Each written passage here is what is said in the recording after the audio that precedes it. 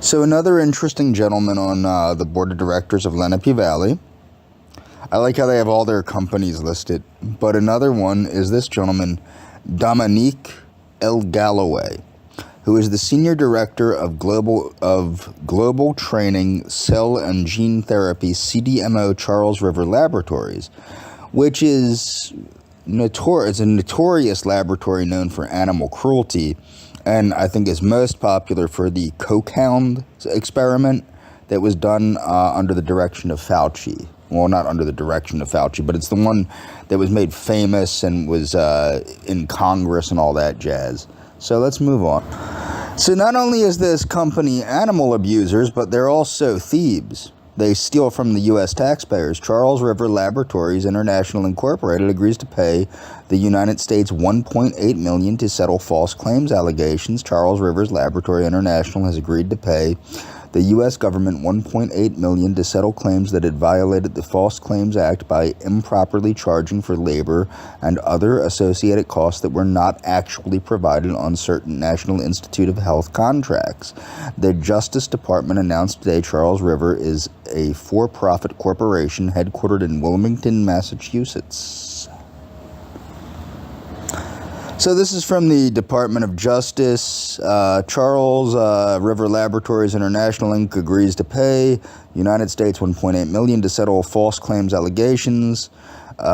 Basically, Charles Rivers Laboratories International Incorporated has agreed to pay the U.S. government $1.8 million to settle claims that it violated the False Claims Act by improperly charging for labor and other associated costs that were not actually provided on certain National Institute of Health contracts. The Justice Department announced today Charles River is a for-profit corporation headquartered in Wilmington, Massachusetts. Contractors are expected to deal fairly with federal agencies when receiving taxpayer funds, said Acting Assistant Attorney General Chad A. Redler of the Justice Department's Civil Division. The Department of Justice will continue to ensure that contractors spend taxpayer dollars appropriately and that those who do not are held accountable. Charles River holds contracts with the National Institute of Health for services relating to the development, maintenance, and distribution of colonies of animals, as well as provision of laboratory animals. So they basically breed animals and maintain animals for the National Institute of Health. Charles River billed to National Institute of Health labor and associated costs of employees at its Raleigh, North Carolina, and Kingston, New York facilities, despite the fact these individuals did not render the services as Charles River had claimed. Charles River disclosed the improper billing to the Department of Justice and the Department of Health and Human Services. Companies that do business with the federal government must bill honestly, said Special Agent in Charge Philip M. Coyne of the U.S. Department of Health and Human Services Office of Inspector General.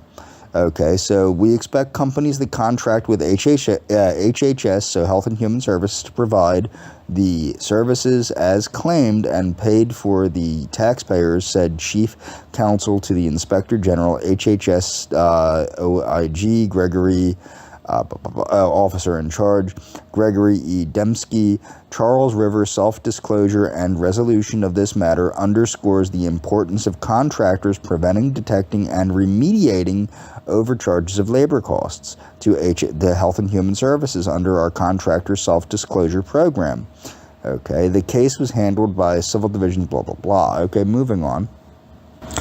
So this is from PETA. Charles River Laboratories is the second largest importer of non-human primates into the U.S., bringing in thousands of monkeys who have been taken from their families in the wild or bred on decrepit monkey factory farms in China, Mauritius, and Vietnam. According to federal reports, Charles River used 9,231 non-human primates in 2017 to test pharmaceuticals, industrial chemicals, pesticides, and food additives.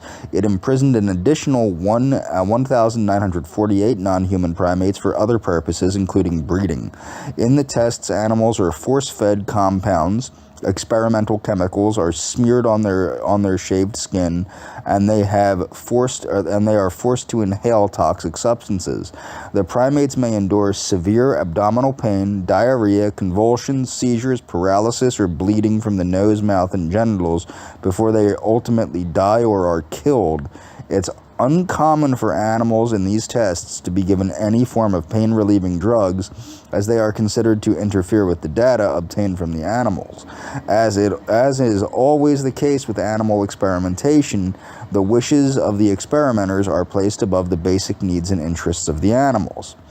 A summary of Charles River's federal inspection reports reads like a criminal indictment: failure to offer adequate veterinary care, so they failed to provide adequate veterinary care, which also would skew the results of the laboratory tests, failure to provide suffering animals with pain relief, failure to ensure the psychological well-being of primates, and this is from the federal inspection.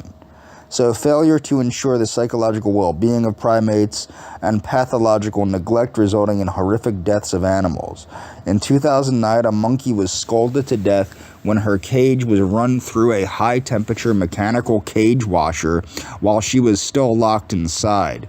In 2008, Charles River was fined $10,000 after 32 monkeys at its Nevada facility were baked alive when a thermostat malfunctioned and no one noticed. And these are the people we want doing our research for us. So I follow White Coat Waste. Now this is what I want to make sure you understand. If you are a vegan, you cannot in good conscience work for Lenape Valley Foundation, and you cannot receive therapy or medication or anything else at Lenape Valley Foundation knowing that one of the people that sits on its board of directors is involved in this company. So Animal Rights Group exposes NIH cocaine experiments on beagle puppies. Okay, the Animal Rights Group, blah, blah, blah, blah, blah. Coke hounds, continuously drug. So in both instances, the pups, these are puppies, were strapped with a jacket that allowed researchers to inject the animals intravenously via oral gavage with narcotics, mainly cocaine, along with an experimental compound, to see how the dogs would react, if they would display adverse reactions, and how the drugs would interact with one another. Furthermore, researchers operated on the beagles to implant a telemetry unit to monitor several physiological processes during the experiments. Fauci faces hearing after despicable experiments on beagle puppies, blah, blah, blah, blah, blah. Experiments linked to FDA. Okay, so this was transferred to the Charles River Laboratories, the notorious animal lab test institution that houses the monkeys of Morgan Island. The group attested. Okay, so this is Charles River Laboratories.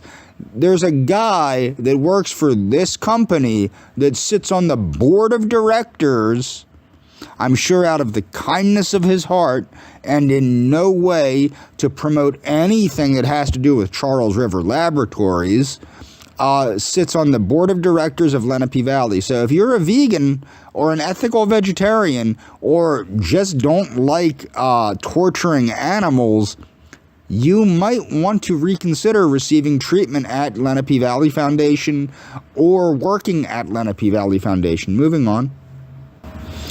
So what exactly was going on? Let's watch this little animation here to find out what was going on.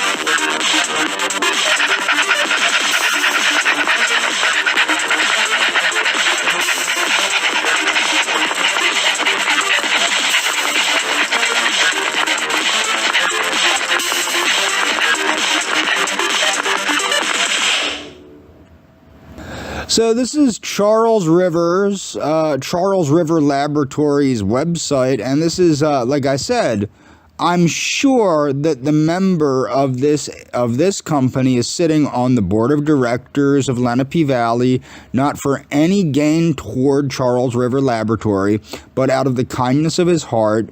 Obviously, psychiatric disease studies is something promoted. Mental health is an epidemic that is largely overlooked. Nearly 350 million people worldwide suffer from psychiatric conditions, blah, blah, blah. Bipolar disorder, schizophrenia, yada, yada, yada. Psychiatric disease in mouse models, yada, yada, yada.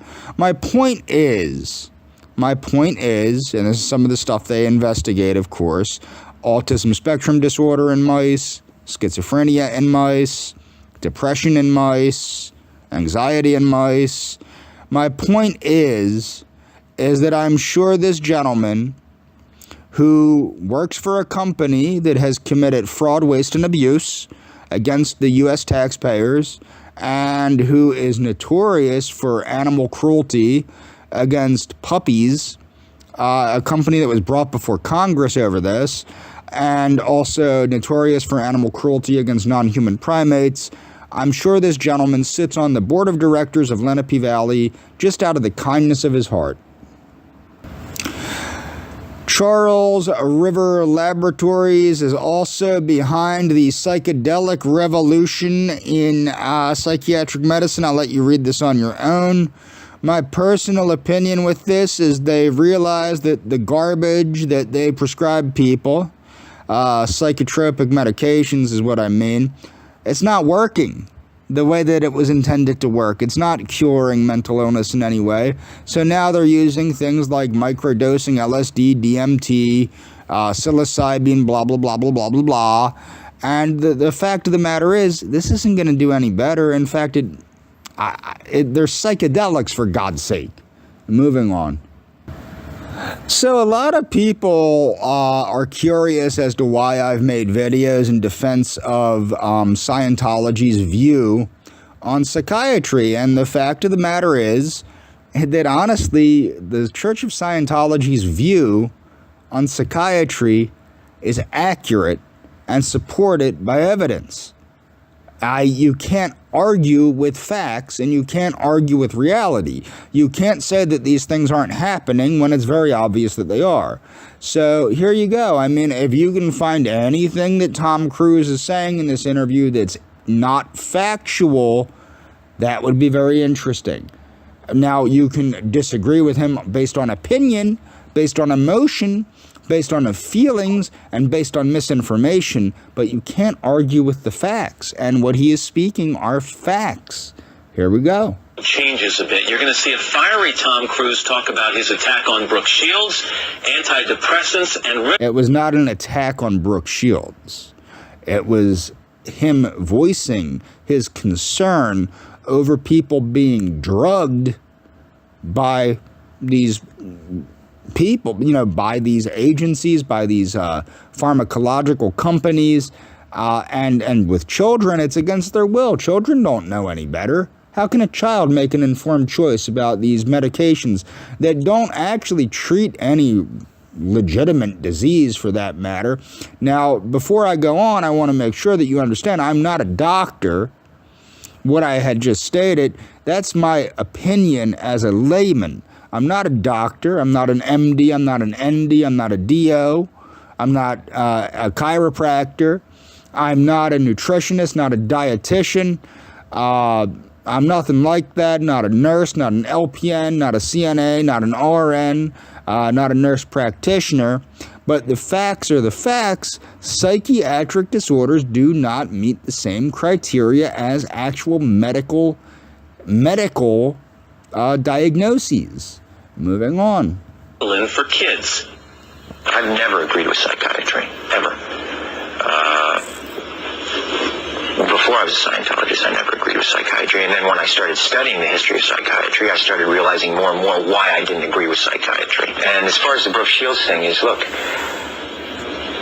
you gotta understand, I really care about Brooke Shields. I think here's a wonderful and talented woman. And I want to see her do well. It's kind of ironic that Brooke Shields played Erin Brockovich, somebody that tackled stuff like this. And, you know, I think that's kind of ironic, but moving on. No, that psychiatry is a pseudoscience. But Tom, if she said that this particular thing helped her feel better, whether it was the antidepressant... So this is the thing. If somebody says that drinking in excess helps them, or doing cocaine helps them, or cutting themselves helps them, or, you know, going to prostitutes helps them, or obsessive gambling helps them, or some other form of negative coping mechanism helps them, is that okay? Because that's what you're saying. You're saying taking drugs, which, you know, drugs and alcohol, etc., smoking marijuana, okay, doing cocaine, drinking alcohol, taking ecstasy, dropping acid. There's really no difference. In fact, MDMA, which is ecstasy, LSD, which is acid, you know, psilocybin, which are magic mushrooms, marijuana, etc. These street drugs are now starting to be explored by the psychiatric researchers as potential psychotropic medications now. So psychedelics and other street drugs are now being explored as psychotropics to supposedly treat mental illness. So if you can see the difference between psychotropic drugs and street drugs, I mean, the line is getting thinner and thinner and thinner and thinner and thinner every day. But also, I'm going to show you more that shows, you know, Tom Cruise is not inaccurate in these statements.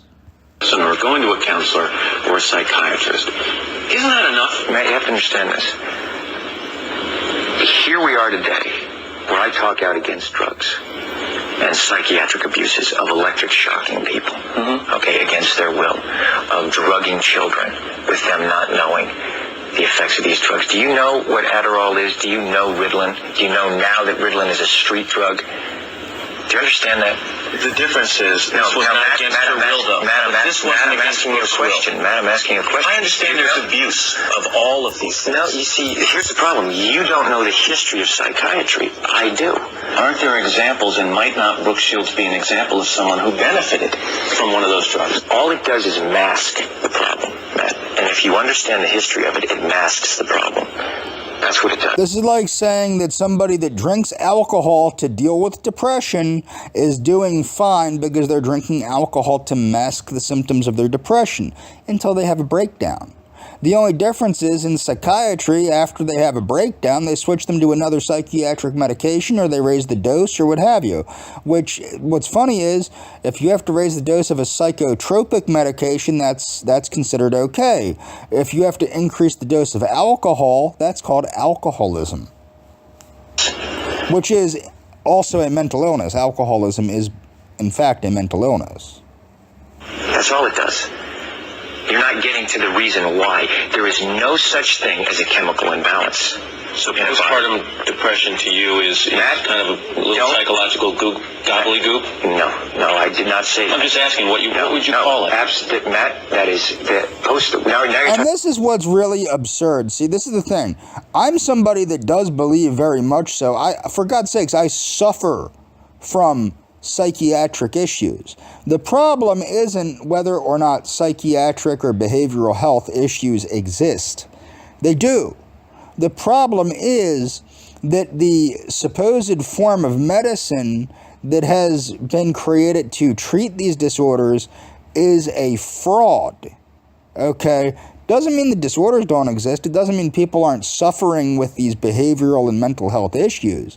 What it means is what's being done to help these people is inadequate at best and a fraud at worst. That's basically being very dishonest, and people are getting very sick and, you know, dying as a result of the fraud that is being perpetrated on the human species that is called psychiatry.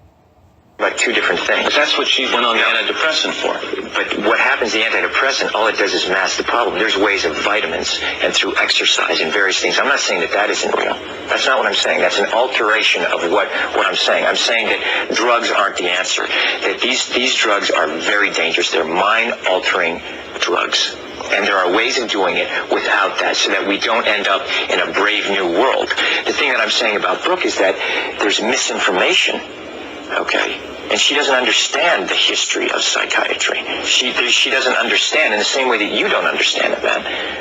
Do you examine the possibility that these things do work for some people? That yes, there are abuses, and yes, maybe they've gone too far in certain areas. Maybe there are too many kids on Ritalin. This is like saying some people are okay having a few drinks to deal with their depression. Some people are okay snorting coke to deal with their depression. Some people are okay taking a little heroin to get to sleep at night, is basically what Matt Lauer is saying. Okay? That's basically what he's saying without understanding he's even saying it. Maybe electric shock is... kids on Ritalin, Matt. I'm just saying, but aren't there examples where it works? Matt, you're glib. You don't even know what Ritalin is. If you start talking about chemical imbalance, you have to evaluate and read the research papers on how they came up with these theories, Matt. Okay? That's what I've done. And you go and you say, where's the medical test? Where's the blood test that says how much Ritalin you're supposed to get? It's very impressive to listen to you, because clearly you've done the homework and you know the subject. And you should. And you should do that also, because just... Every single human being on the face of the earth should do the homework and know the subject related to the fraud of psychiatry. Knowing people who are on Ritalin isn't enough. You should be a little bit more responsible in knowing. I'm not prescribing Ritalin, Tom, and I'm not asking anyone else to do it. Well, you are. You're saying no. If you're not, you might not be prescribing it, but you're normalizing it and justifying the use of it. Some people who seem to have been helped by it. But you're saying, this is a very important issue. Think about that. Wait. Think about this. Some people have been helped by Ritalin. So a trucker that takes crank, which is essentially what Ritalin is, to drive cross-country so his load gets to wherever above schedule so he makes his money, that's okay. The college student that snorts coke to get studying in, that's okay. The crack cocaine addict that smokes crack to improve his mood, that's okay according to this guy, because essentially Ritalin is an amphetamine. You could also say the overweight person that takes ephedrine or abuses diet pills or caffeine pills to lose body fat. That's okay, because all they're doing is utilizing it to suppress their appetite. It worked for them, right? That's what Matt Lauer is saying. And you know what? And you're here on the Today Show, right? And to talk about it in a way of saying, well, isn't it okay, and being reasonable about it when you don't know, and I do. I think that you should be a little bit more responsible in knowing what it is, because you communicate to people. You're all Matt, in the end all. Matt, but here's the point. What is an ideal scene in life? Okay. Ideal scene is someone not having to take antipsychotic drugs. I would agree. Okay, so now you look at it and you go, okay, a departure from that ideal scene is someone taking drugs. Mm-hmm. Okay, and then you go, okay, what is the theory and the science behind that justifies that? Look, if I want to know something, I go and find out, because I don't talk about things that I don't understand. I'll say, you know what? I'm not so sure about that. I'll go find more information about it so I can come to an opinion based on the information that I have. You're so passionate about it. And I'm passionate about learning. I'm passionate about life, Matt. There is an excellent documentary that you can find on YouTube about the horrible atrocities being committed against our veterans by drugging them with psychiatric medication. And you have to understand, it's always against somebody's will because they're uninformed. These psychiatrists are not informing these people properly about the dangers of these medications. But this is a trailer to the documentary. You can find the full documentary on YouTube. Bus stop inbound. Let's go. we have soldiers coming back from the battlefield, and they're addicted to psychotropic medications. So, do antidepressants cause suicide? Of course they do. I took my pistol, put it in my mouth. The Hidden Enemy. Tune in exclusively on Scientology Network. Thomas Szasz is a world-renowned psychiatrist and was a professor of psychiatry, and he became very much against forced psychiatric drugging. And let's hear what he has to say about psychiatry. Now, I don't fully agree with this. I do believe that mental health disorders are very real, but let's hear what this world-renowned psychiatrist has to say. For thousands of years, people looked upon life as a vale of tears. That's a Catholic expression. Mm-hmm. And you wait until you die, and then you'll be happy in the afterlife. That was the whole idea throughout human history until the last 50 years in America. Mm-hmm. In Eastern Europe, I don't think people expect to be happy like here. In Eastern Europe? Yeah.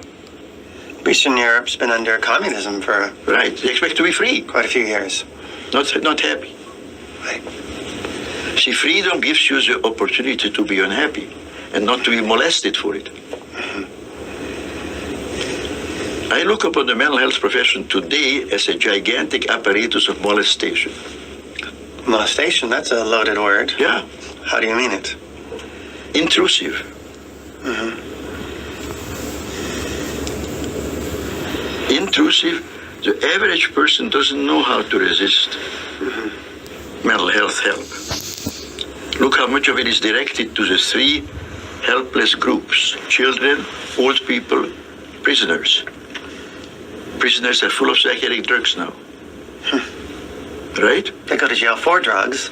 They go to jail for drugs, and then they go to jail for the drugs they like to take, and then when they're in jail, they are forced to take the drugs they don't want to take. Mm-hmm. That in some ways characterizes the American drug scene today. The drugs people want to take are illegal, and the drugs they don't want to take, psychiatry forces on them. So what is the difference between a medical illness, a medical disease, and a psychiatric disorder? Well, let's find out. The difference between a medical disease and a psychiatric disorder. You probably know someone who's been diagnosed with a mental disorder, like ADHD, bipolar, or depression.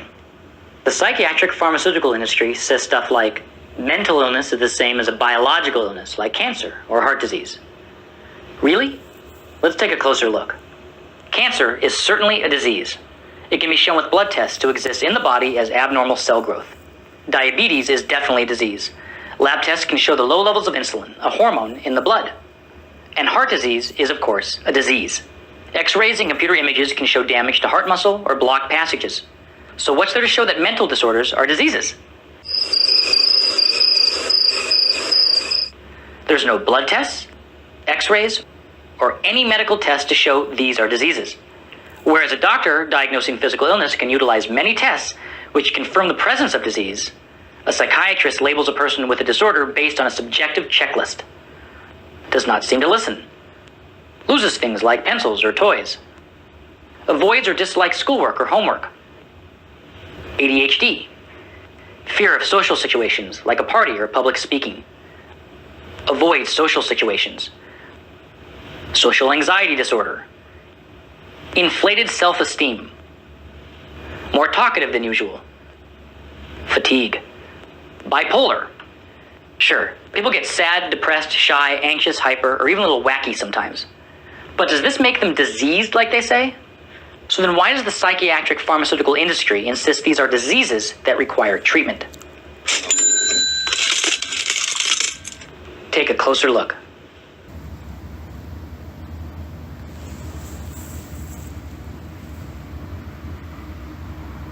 Within a few months of starting psychiatry, I was realizing there was something seriously wrong with it. It was immediately obvious to me that the psychiatrists were making claims that they couldn't have made, that they were making claims which simply were not justified in biology. But if you stand up and say that what you're doing, ladies and gentlemen, is not science, it's pseudoscience, then you are challenging what's holding the whole profession together. What's happening in psychiatry is that there is a general agreement there will be no criticism of the status quo. There will be no criticism. I think secretly they know deep inside if anybody criticises this or examines this too closely, it might fall apart. This is all held up. The sky hook that holds this palaver, this mess of jargon in place, is the single injunction: mental disorder is brain disorder. That is the single intellectual hook that holds this edifice in the air, that stops it all collapsing in a heap. They just make this claim: mental disease is brain disease. But that, as I've said, is an ideological claim. People are being told, you have a chemical imbalance of the brain which is genetically determined and you've got it for life, and there's nothing you can do about it, and you will forever be limited and restricted, and you must take these tablets which will dampen your creativity, your sensitivity, your awareness, they will damage your sexuality. You've got to do this because you're sick, and we can see it, but you can't. Now that is that to me is the catastrophe that has to be exposed. The general public needs to know where their hundreds of millions of dollars of research money is going, and where their billions upon billions of dollars of treatment money is going, and above all, where their sons and daughters and mothers and fathers are going. And that's where it's at. Bugger the money. Excuse me, but bugger the money. It's the lives that count.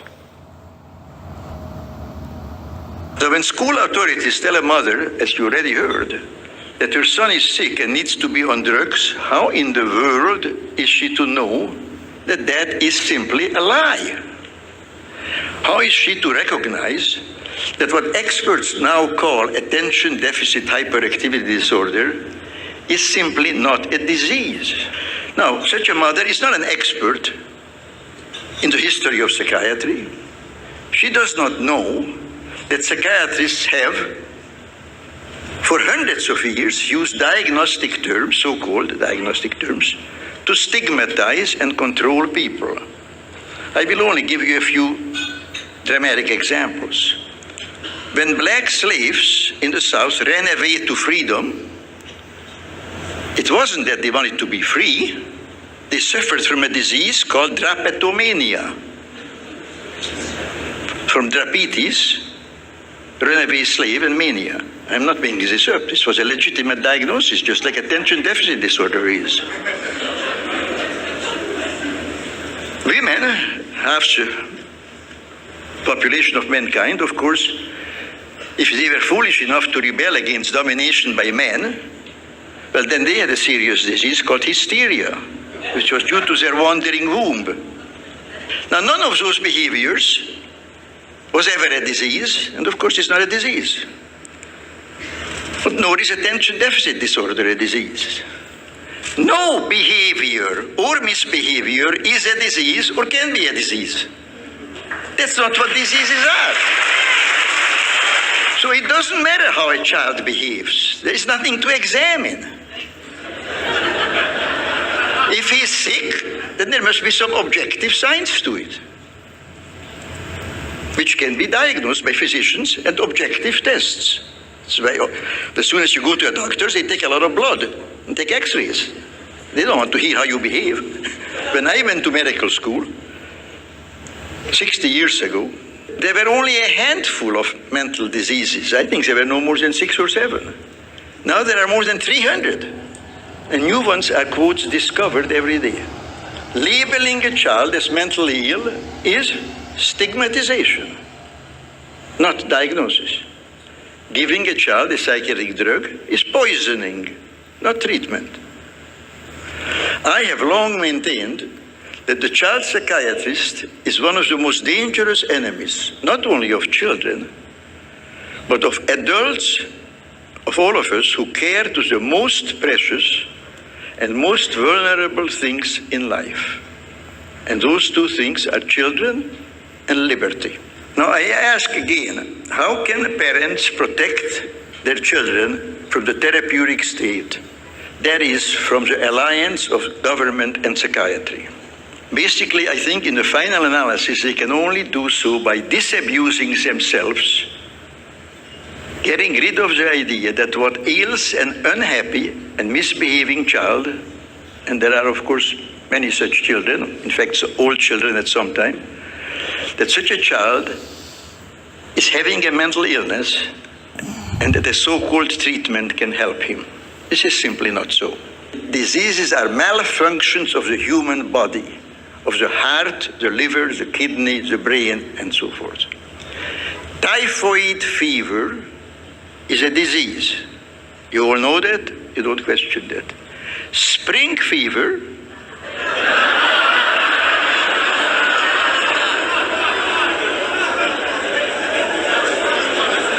all you have to know is English. Spring fever is not a disease. Now, why not? Because we all know that it's a figure of speech, a metaphor, a little piece of poetry. Now, so are all mental diseases. Mental disease is a metaphor. The task we set ourselves to combat psychiatric coercion is important. I think it's important. You all think it's important. Not enough people think it's important. It's a noble task, a task in the pursuit of which we must, regardless of obstacles, persevere. Our conscience commands that we do no less.